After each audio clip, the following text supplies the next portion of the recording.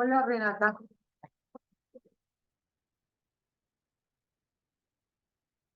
Mm,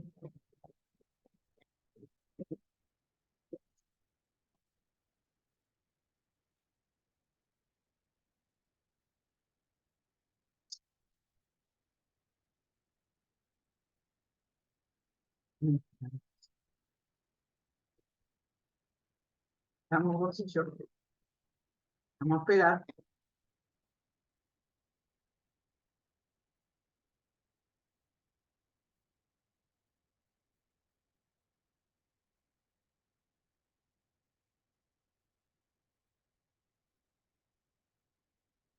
Hola. Daniela. In progress. Hola. Daniela.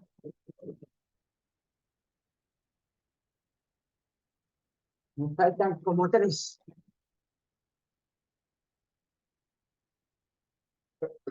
El lunes que viene,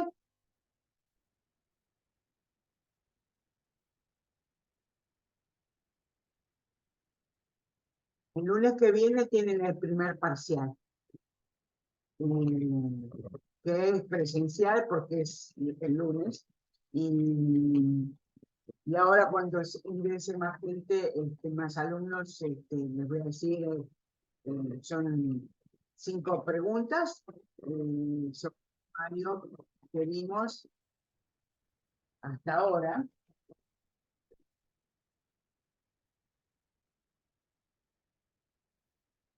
Cantándose.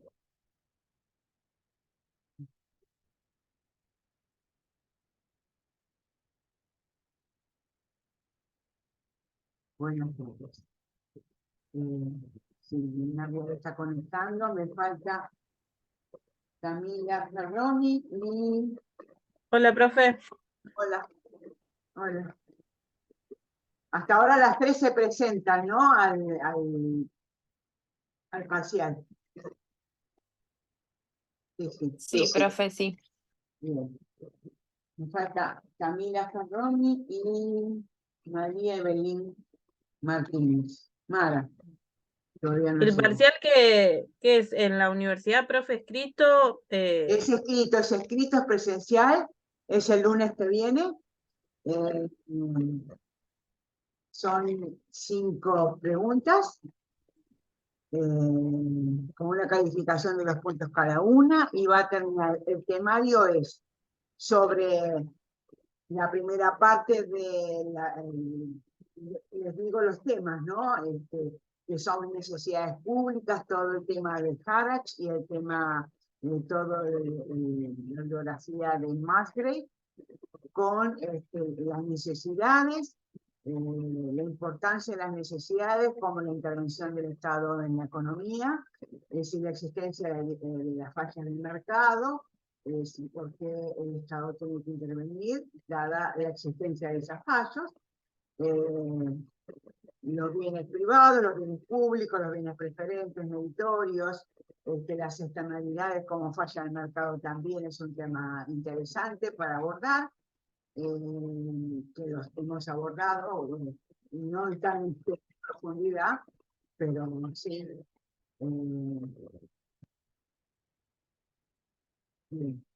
Me falta Ferroni nada más. Y esa es la primera parte, de Musgrave y Harach, necesidades, bienes públicos, fallas del mercado, solución a las externalidades. Después tenemos haciendas, tipos de hacienda, cómo está compuesta la hacienda del sector público argentino, todo ese gráfico que hicimos, es decir, que es una hacienda central, que es una hacienda anexa, conexa, desconcentrada, la conexa para estatal, con ejemplos de acuerdo al trabajo práctico que hicieron en clase, que hay un montón de ejemplos, como 33, de diferentes tipos de haciendas que componen el sector público argentino, que es una entidad, que es una jurisdicción, en cuanto a Hacienda. Después los principios constitucionales de la tributación, todos los principios, que son importantes, y más que nada, me había olvidado, gasto público, efecto del gasto público como el multiplicador y el acelerador, los recursos públicos, que son los recursos públicos, todos los recursos, todas las fuentes de financiamiento con que cuenta el Estado, tanto los tributos como los recursos originarios o patrimoniales, como el uso de crédito público, qué tipo de deuda existe, como la emisión monetaria, como la proveniente de liberalidades. Estoy repasando, ¿no? Todo ese tipo de recursos públicos que también lo vimos en un trabajo práctico que hacen como ejemplo, ¿no? Recursos, gastos y los principios constitucionales de la tributación, derecho financiero y derecho tributario, que son, es decir, la fuente del derecho financiero y algunos elementos del derecho imponible que son importantes para determinar la legalidad de los impuestos o de los tributos,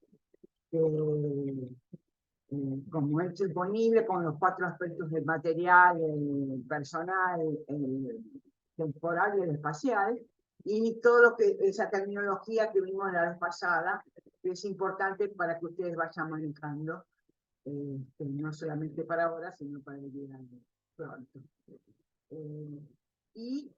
Entra también lo de la reforma de la administración financiera gubernamental, que es el último trabajo, el último tema que abordó el contador Jorge el lunes pasado, creo que fue el lunes pasado, ¿sí? Sobre los pilares en que se basa, los 3 pilares en que se basa la reforma de la administración financiera gubernamental, de la contabilidad pública, ese estudio de la administración del Estado, ¿no? Que es lo que vamos a estudiar más específicamente en el segundo bimestre. Y los 3 pilares básicos, la descentralización administrativa y la centralización normativa y la teoría de sistemas. No se olviden de la teoría de sistemas que da origen a toda esta nueva administración, bueno, no tan nueva porque es del año 1992, pero hizo, revolucionó un poco la administración del Estado, porque antes estaba la ley de contabilidad y no había un control tan detenido, tan específico y una administración tan eficiente, entre comillas, porque ahora estamos como estamos. Pero es la ley que se tiene que aplicar. Bueno, eso es todo el temario que va a constituir el parcial del lunes que viene. Va a ser escrito y presencial, por supuesto. Hasta ahora se presentan todas, menos Camila Ferroni, que todavía no asistió. De todas formas, siempre tienen, si no les va bien en este parcial, tienen un recuperatorio que es el día 2 de octubre. El recuperatorio de este parcial.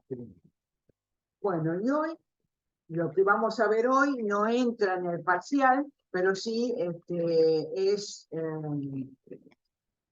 va a entrar en el próximo parcial. Entonces, así que ustedes tienen las clases con audio y, bueno, no tienen que dejar de leer porque asistan a la clase, ¿no? Si bien la tienen a disposición, siempre lean la bibliografía. Porque hay cosas que no se dicen en clase que están en la bibliografía. Bueno, voy a compartir pantalla.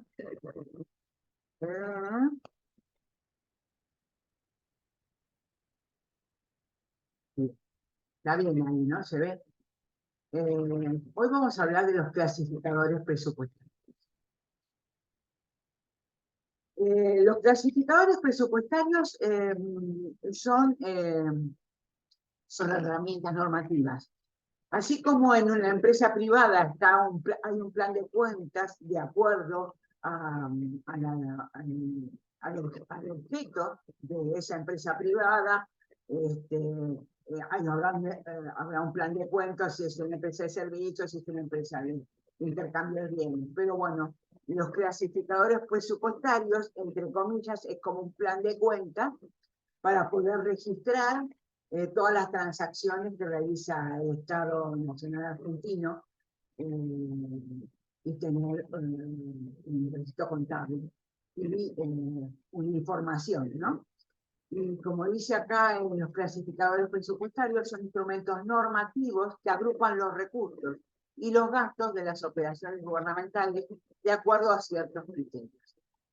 Presentan todos los aspectos posibles de las transacciones públicas, son un sistema de información ajustado a las necesidades del gobierno y de los organismos internacionales, y permiten que las transacciones se registren una vez y a partir de allí obtener toda la salida de información que se requiere.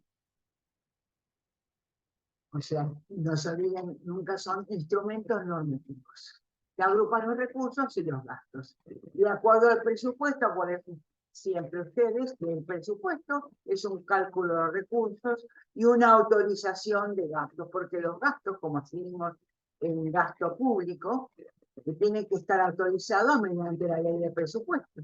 En la ley de presupuesto hay una autorización de gastos. Como así un cálculo de los recursos que son los que se estiman, los recursos que van a ingresar para poder solventar esos gastos.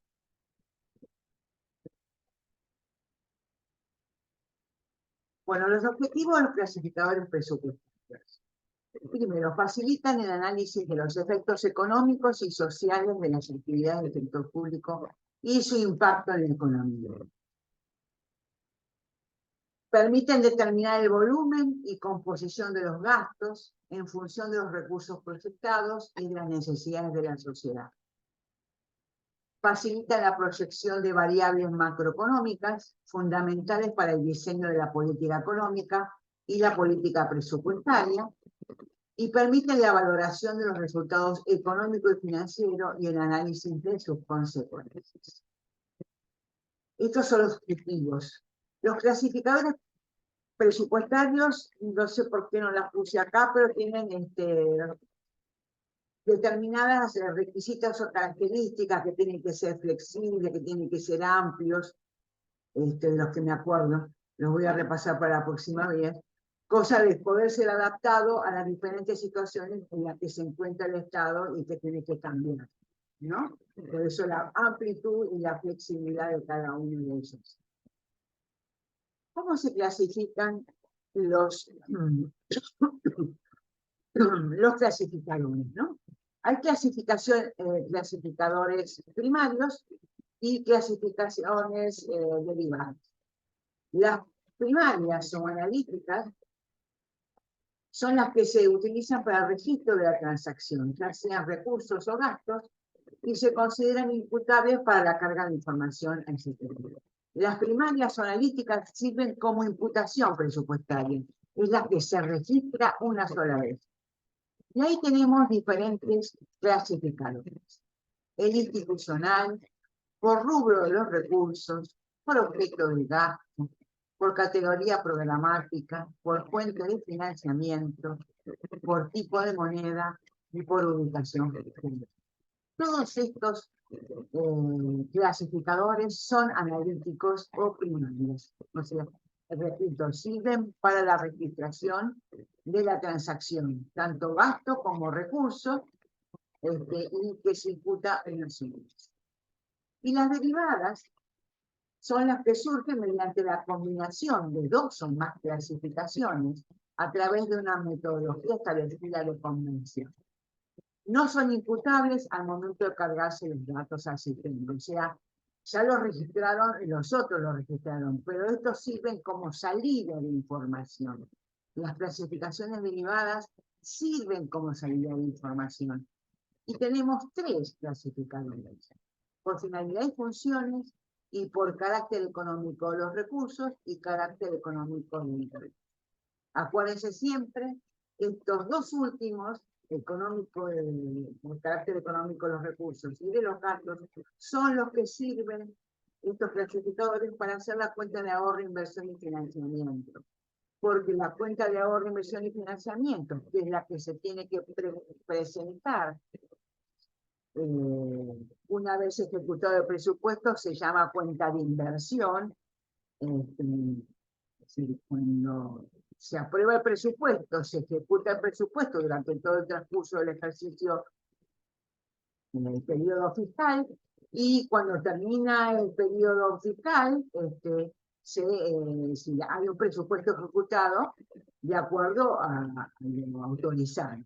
Bueno, ese presupuesto ejecutado es lo que, o como una rendición de cuentas, es lo que se llama cuenta de inversión. Es cuenta de inversión, ahorro, inversión y financiamiento, que ya la vamos a ver. Pero esa cuenta de inversión tiene que estar aprobada por el Congreso al 30 de junio del mes, del año siguiente a terminado la ejecución del presupuesto, al 30 de junio del año siguiente del periodo fiscal ejecutado. Bien. El primer clasificador primario que sirve como imputación presupuestaria es la clasificación institucional. La clasificación institucional ordena las transacciones públicas de acuerdo a la estructura organizativa del sector público y refleja las instituciones y áreas responsables a las que se asignan los créditos y recursos presupuestarios. Acuérdense siempre que cuando veamos la ley, algo lo vimos de la ley, que fue el artículo 8 de la ley 2456, que fue la composición del sector público, donde la ley legisla el ámbito de aplicación de la ley, y que en el artículo 9 habla de las jurisdicciones y las entidades. Esa es la composición del sector público. A ver. Y el clasificador institucional habla de todas las jurisdicciones y todas las entidades que conforman y que consolidan en el sector público nacional de acuerdo a la ley 2456. Dentro de la administración nacional tenemos a nivel institucional, tenemos la administración central, que están con los ministerios, de acuerdo a cada administración, o a veces los modifican, está la ley de ministerios, y el Poder Ejecutivo, que es una jurisdicción junto con el Legislativo y el Judicial, como ejemplos de administración central, tenemos el Poder Legislativo Nacional, el Ministerio de Turismo y Deportes, la Secretaría Legal y Técnica, que son partes del Ejecutivo. Estos son algunos ejemplos. Como organismos descentralizados o entidades, tenemos la Auditoría General de la Nación, la Administración de Parques Nacionales o el Fondo Nacional de las Artes. Y como instituciones de seguridad social, tenemos la Administración Nacional de Seguridad Social. Estas eran haciendas erogativas, algunas, estas son haciendas erogativas, y empresas y sociedades del Estado, como Petroquímica Bahía Blanca, Lotería Nacional Sociedad de Estado, YPF Sociedad Anónima, Ferrocarriles Argentinas Sociedad de Estado, son haciendas productivas, pero también son empresas y sociedades de Estado que consolidan el sector público nacional y que también les cabe la ley 2456. Más los fondos fiduciarios que, por ejemplo, tenemos el fideicomiso de infraestructura hídrica, el fideicomiso de tasa sobre el gasoil. Sí, hay muchos fideicomisos, que es una figura legal que se introdujo en la ley 2456. Y acuérdense que es como un repaso, que es cuando el fondo fiduciario es cuando el Estado renuncia a una parte de su patrimonio, lo delega a un fideicomiso, que sería el fiduciante, para un objetivo específico, para que cometa una satisfacción o un objetivo específico, como el fideicomiso de infraestructura hídrica, el fideicomiso de la tasa sobre el gasoil, como ejemplos. Bien. Ese es el institucional. Clasificación por tipo de moneda. Esta clasificación se utiliza para reflejar las transacciones públicas en moneda extranjera o moneda nacional. Brinda información para las cuentas de la balanza de pagos. Contribuye a determinar el presupuesto de divisas del sector público. Entre comillas 1 es moneda nacional y entre comillas 3 es moneda extranjera. Clasificación por ubicación geográfica, también es analítico primario, sirve como imputación presupuestaria y es un clasificador geográfico o de localización. Establece la distribución espacial de las transacciones económico-financieras que realizan las instituciones públicas, tomando como unidad básica de clasificación la división política del país. Por ejemplo, válido para todas las transacciones, el geográfico tenemos provincia de Buenos Aires, San Pedro, Adolfo Alsina, Patagonia, General Pueyrredón, son partidos, ¿sí? Partidos, en otros de provincias son departamentos, son partidos que componen la provincia de Buenos Aires. En la provincia de Salta tenemos Cafayate, Iruya, Capital, Rosario La Frontera. En la provincia de Mendoza, Malargüe, Tunuyán, Luján de Cuyo y Capital. En Mendoza, la provincia está dividida en departamentos y otras provincias también más en departamentos. Las de Cuyo generalmente son en departamentos y nosotros tenemos partidos. En la provincia de Santa Cruz tenemos Lago Buenos Aires, Magallanes, Hueraique y Deseado. Son diferentes lugares que hacen a clasificador presupuestario. Ahora vamos a la clasificación por rubro de los recursos. Y los dividimos en las fuentes tradicionales como impuestos, tasas, contribuciones, como patrimonio público, venta de activos, y como financiamiento, endeudamiento. Entonces, un clasificador presupuestario por rubro de los recursos públicos tenemos, por ejemplo, ingresos tributarios, ganancias, aranceles de exportación, el IVA. Ingresos no tributarios, tasas y derechos. Contrariamente a lo que estudiamos como tributos, nosotros las tasas las tenemos como un tributo y es un tributo, cuya definición tienen que saber para el parcial, definición de tributo, definición de impuesto, definición de tasa. Siempre en virtud de la ley, no se olviden nunca de eso. Pero a los efectos del clasificador presupuestario, las tasas son no tributarios. A los efectos del clasificador, pero son tributos. Las contribuciones son las contribuciones a la seguridad social. Después tenemos otro ítem que es venta de bienes y servicios de las administraciones públicas. Ingresos de operación, que es la venta bruta de bienes o venta bruta de servicios que realizan las empresas públicas como haciendas productivas.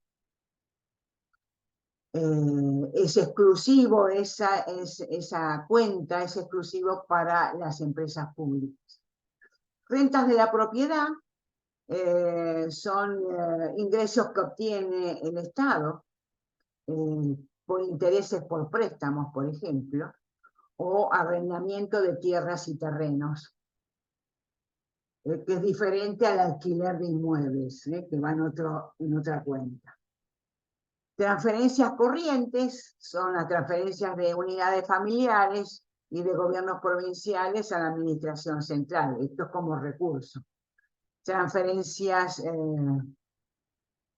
recursos propios de capital, y acá entramos a la venta, a lo que es los recursos que se obtiene por la venta del capital o del patrimonio o la explotación del patrimonio. Y recursos propios de capital es la venta de tierras y terrenos, la venta de otros bienes, transferencias de capital de empresas privadas y de gobiernos extranjeros.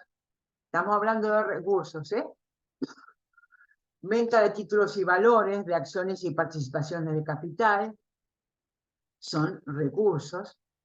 Recuperación de préstamos de corto y largo plazo, disminución de otros activos financieros como la disminución de caja y bancos y de cuentas a cobrar, endeudamiento público, que es la parte del uso del crédito público, que colocación de deuda interna y colocación de deuda externa, obtención de préstamos del sector privado, del sector externo, incremento de otros pasivos de cuentas a pagar, incremento del patrimonio, del capital, de reservas y de resultados, y contribuciones figurativas de la Administración Central para financiaciones corrientes.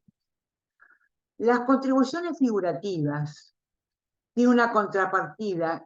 Contribuciones figurativas es un recurso que tiene el Estado. Y son movimientos de fondos entre entes que consolidan en el sector público nacional. La contrapartida de contribuciones figurativas son erogaciones figurativas. Hay alguien que la da y hay alguien que la recibe.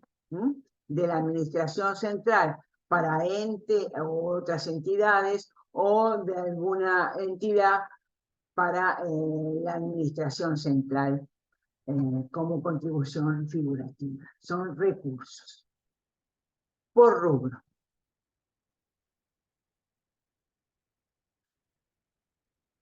La clasificación de los recursos por carácter económico, que es un clasificador derivado, o sea, que sirve como salida de información, y acá tenemos como salida de información y para formar parte de la cuenta de ahorro, inversión y financiamiento, los ingresos corrientes, que son entradas de dinero que no suponen contraprestación, recursos según la naturaleza del flujo, venta de bienes, etc.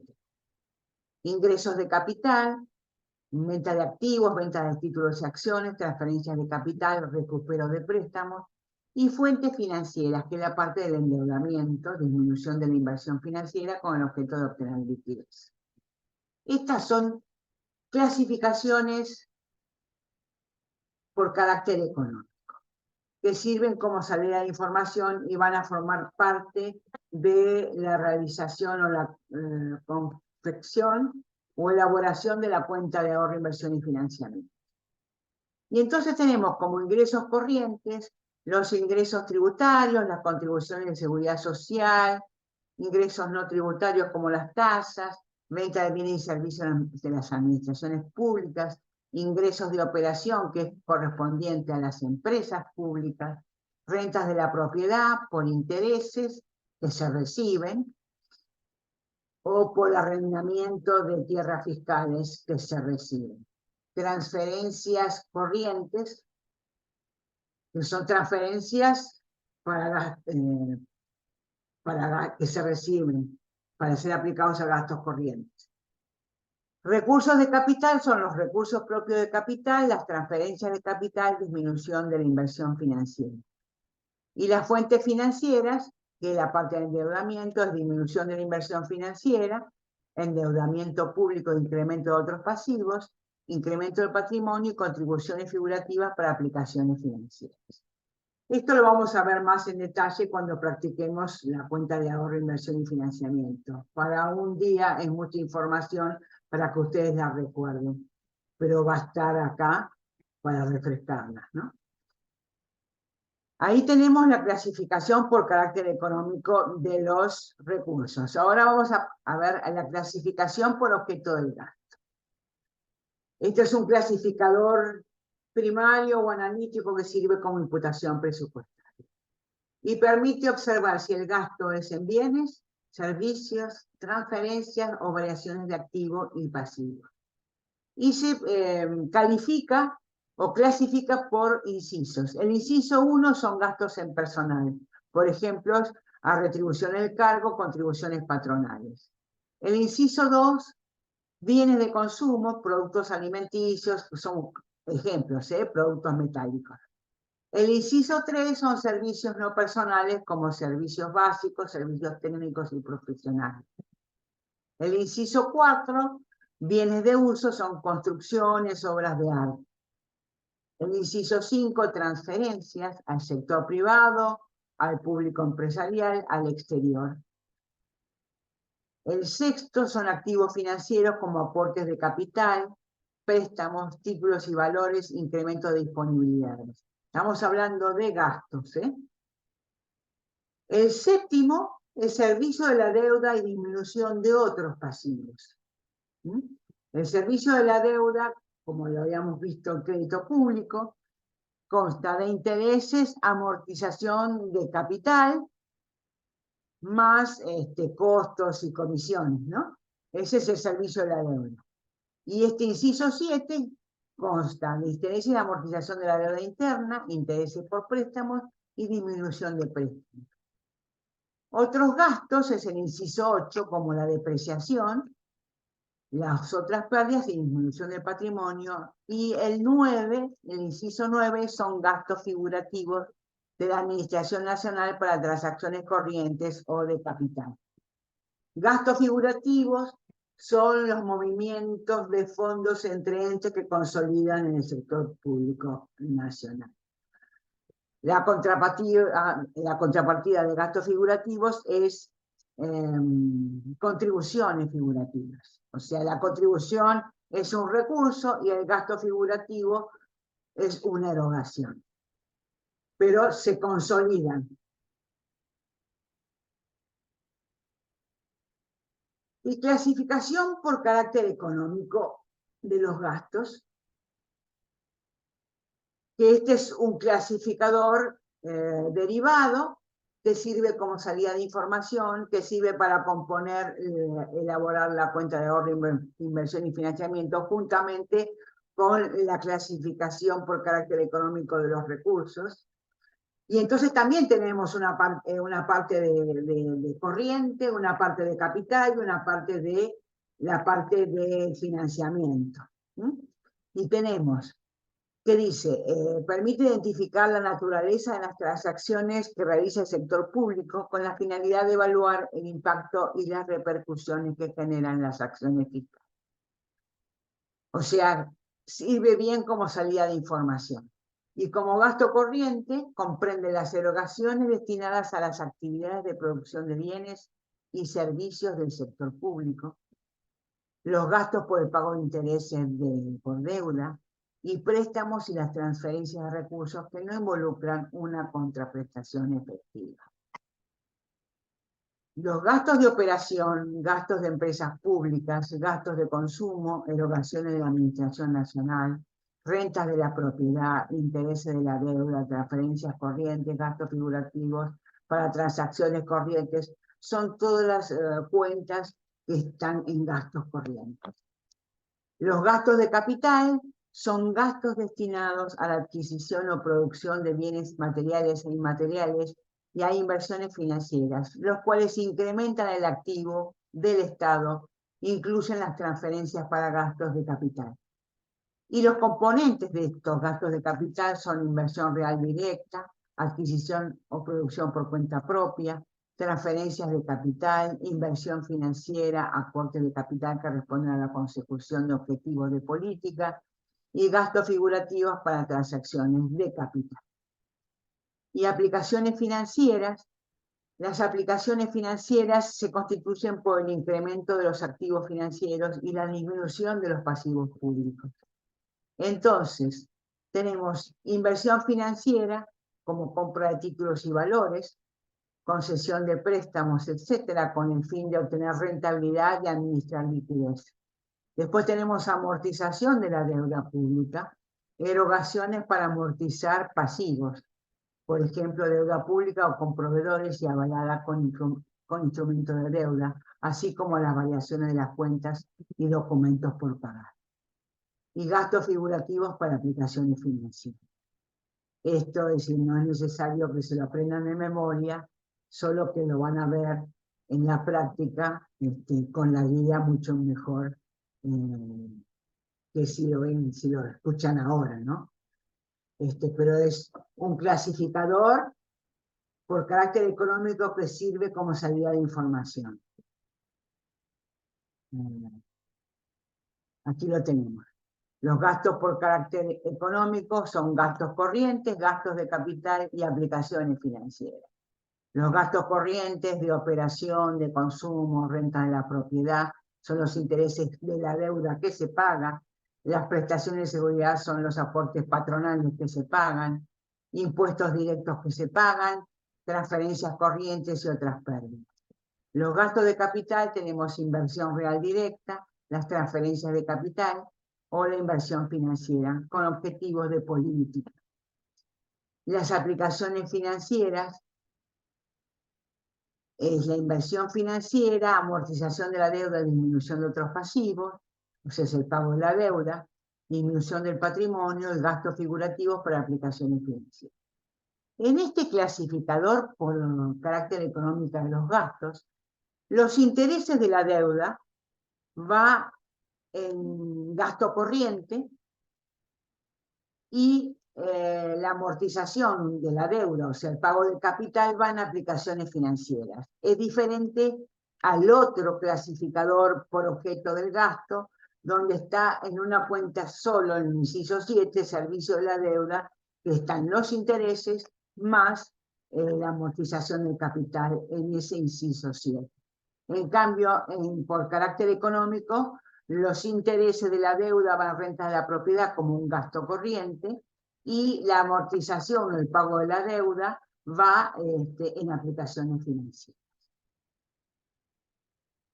Y creo que es el último clasificador primario, que sirve como salida de información, no el anteúltimo, es por finalidad y función. Y por finalidad y función presenta el gasto público según la naturaleza de los servicios que las instituciones públicas brindan a la comunidad. Sirve como salida de información. Y ahí tenemos, el 1 es administración gubernamental, legislativa, judicial, administración fiscal, servicio de defensa y seguridad, defensa, sistema penal, hay muchos más, por supuesto, ¿no? Servicios sociales, salud, educación y cultura, ciencia y técnica, servicios económicos, ecología y medio ambiente, comercio, turismo y otros servicios, transporte, y deuda pública, servicio de la deuda pública, amortización e intereses. Este es un clasificador derivado, sirve como salida de información. Clasificación por categoría programática es un clasificador primario o analítico que sirve como imputación presupuestaria e indica la expresión financiera de las políticas de desarrollo en el presupuesto. Se asignan recursos a cada categoría programática del presupuesto.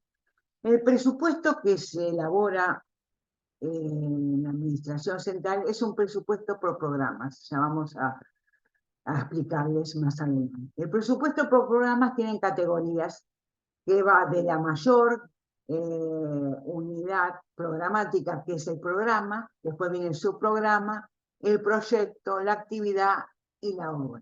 Siempre los recursos entran por la de menor categoría, que es la obra. Pero cada programa, cada subprograma tienen incluido actividades que son diferentes. Ya se van a... Pero el presupuesto nacional se hace por programas. Es un presupuesto por programa.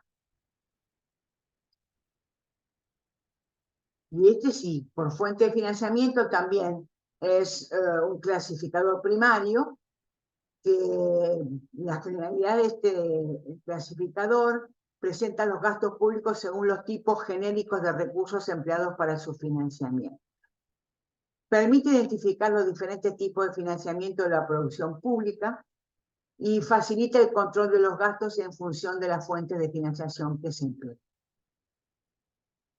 Por ejemplo, según la naturaleza legal del recurso, provienen del Tesoro Nacional, su financiamiento, ¿no? Fuente de financiamiento del Tesoro Nacional, de recursos propios, recursos con afectación específica. Y según el tipo de transacción del recurso, pueden ser transferencias internas, de un crédito interno, transferencias externas o un crédito externo. Ahora, a su vez, las fuentes internas están constituidas por el Tesoro Nacional, por recursos propios, recursos con afectación específica, transferencias internas y crédito interno, y las fuentes externas serían las transferencias externas y el crédito externo. Eso permite identificar la fuente de financiamiento. Este es el último, ¿verdad? Sí, es el último. O sea que acá tenemos los clasificadores presupuestarios. Esto es una panorámica, está el manual de los clasificadores que del MECON lo pueden sacar, pero no los quiero comprometer a un trabajo más, se lo damos como para que ustedes, porque como son flexibles y son amplios, de acuerdo a las necesidades se van modificando no todos los años, pero sí cada 2 años algunas partidas o algunas cuentas se modifican, ¿sí? O se quitan algunas. Sobre todo en el institucional, que a veces se agregan ministerios, a veces sacan ministerios, crean una secretaría, y eso modifica el clasificador institucional, porque institucionalmente cambia los ministerios. Esto es una panorámica, por supuesto, para que tengan una idea de que la registración de todas las transacciones públicas con diferentes objetivos se realiza mediante los clasificadores presupuestarios. Esto sí es para el segundo bimestre. Bueno, espero que haya sido claro. Dejo de compartir. Y bueno, hasta acá llegué con la explicación de clasificadores. Ustedes el lunes que viene tienen el parcial. Y ya después ya empezamos a transitar toda la ley 2456 hasta fin de año. Que ya estamos. Todo sigue. ¿Alguna pregunta de esto o del parcial? ¿Alguna duda?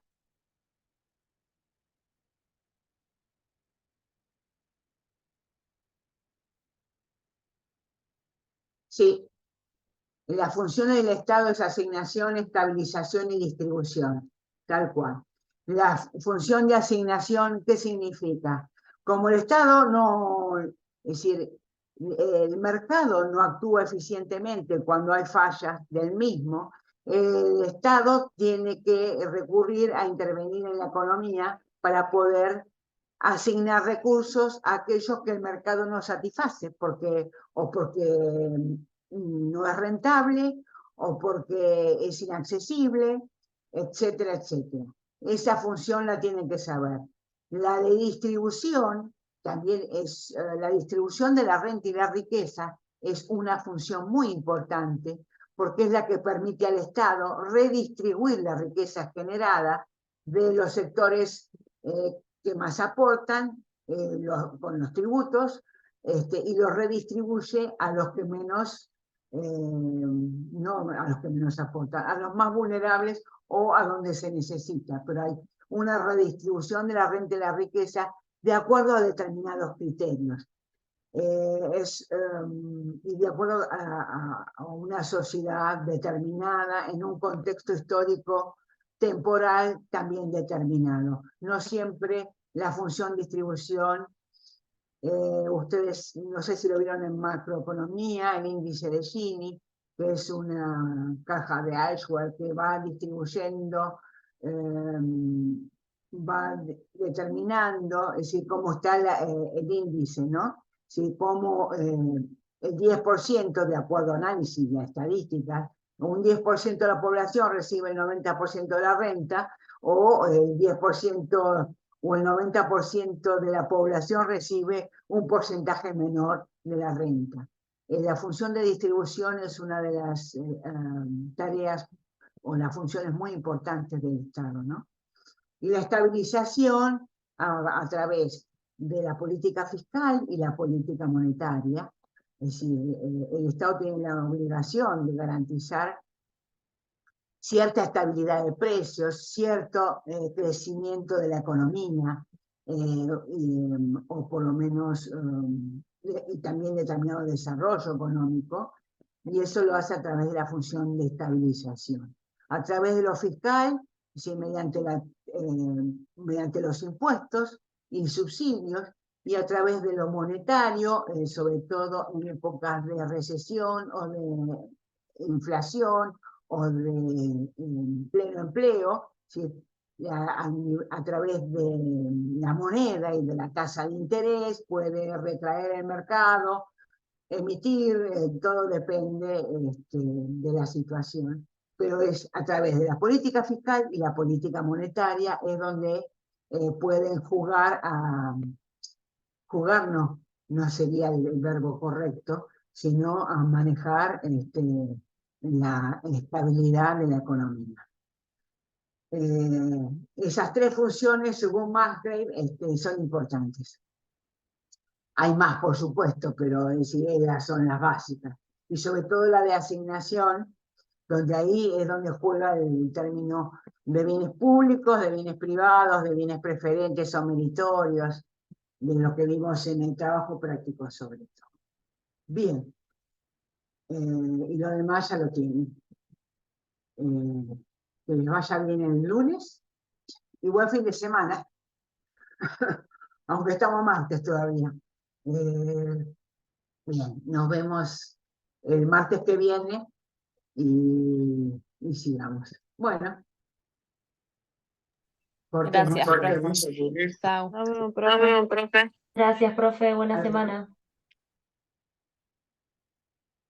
Si alguien la conoce, a Camila Ferroni, le pueden avisar, no sé qué le habrá pasado, pero bueno, le pueden avisar. O si no, le aviso yo. Gracias.